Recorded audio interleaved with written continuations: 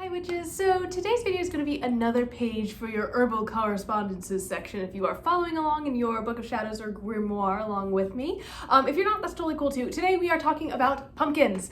So one of the most iconic plants of the fall season is, of course, the pumpkin. From pumpkin spice lattes to pumpkin seeds to pumpkin bread and pumpkin pie. I feel like pumpkin season is just super prevalent right now in the Northern Hemisphere.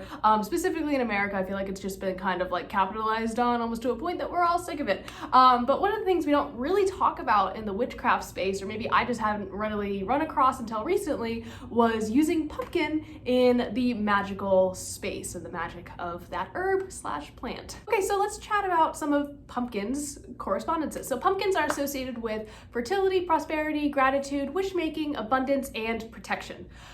So just a couple little things that are all associated with this beautiful gourd. I'm not sure if this is specifically a pumpkin or another type of gourd. It might just be a tiny one. I think it's a small Cinderella one, but I got this at a farmer's market and I really love it, and it's been on my Samhain altar, so yes. So how do we use this amazing plant during this time of year? Let's first focus on the protective properties and qualities of pumpkins.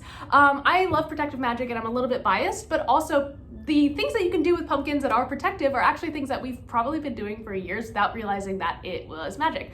So one of the things that you could do to celebrate Samhain or even the fall time is to carve a jack-o'-lantern. Oh my gosh, yeah. So this is a super iconic symbol of Halloween, as we all know. It's kind of like the main, like in the title credits of the movie Halloween. But it actually traces its roots back to ancient Celtic practices. So around this time of year, ancient Celts would like carve faces and like really scary looking faces into turnips and into gourds, right? So this was done in order to ward off evil spirits, to scare them away from the main household. So that's why they were put out front of the house. So one of the things that you can do with your pumpkins for this year is to kind of nurture and indulge your inner child, make a jack-o'-lantern. You can also carve protective sigils into your pumpkins and place them outside of your house as a home ward for Samhain night. So that'll keep all the nasty ghosties away, right? Now, once you've carved your new home ward, you'll have a ton of innards and guts left over, and you can repurpose these in the kitchen. So it's a little bit of kitchen magic, right? I personally love making roasted pumpkin seeds, and we're gonna do that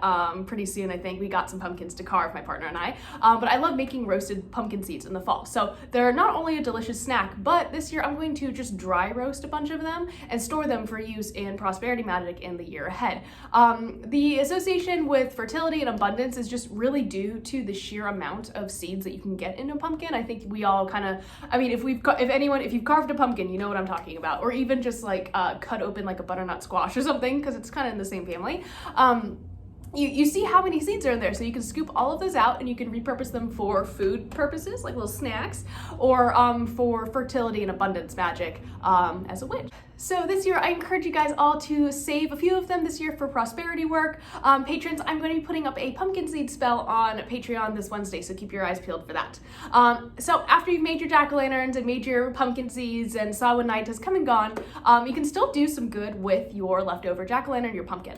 As we move to the early days of November, you know, in the next 2 weeks or so, bring your pumpkin into the woods and leave it as an offering to the woodland spirits before it gets really like gross, because like I feel like it's a little bit disrespectful if you're just like, here's this sludge. Pumpkin is actually like a very nutritious snack for like deer and other woodland creatures. So it's organic, it's not gonna do anything terrible to the environment. It's not like, you know, it's going to just return itself to the earth basically.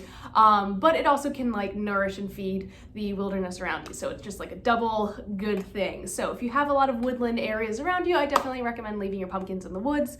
But yeah, so if jack-o'-lanterns aren't your speed, you can also, like if you're just like, I don't want to do any of that, you can do kind of what I did. I have some pumpkins and like some gourds over there on my altar, and you can use that as a decorative object around your home, just to like invite in abundance and all of that. So one of Samhain's colors is orange, just like the pumpkin, and I have a bunch of like little like thingies like this just like scattered throughout my house because I think that it's festive, but it's also just like nice and it's inviting. So that's my little spiel on pumpkins. I hope you guys can find a way to use this in your craft this year, and I'll see you guys tomorrow.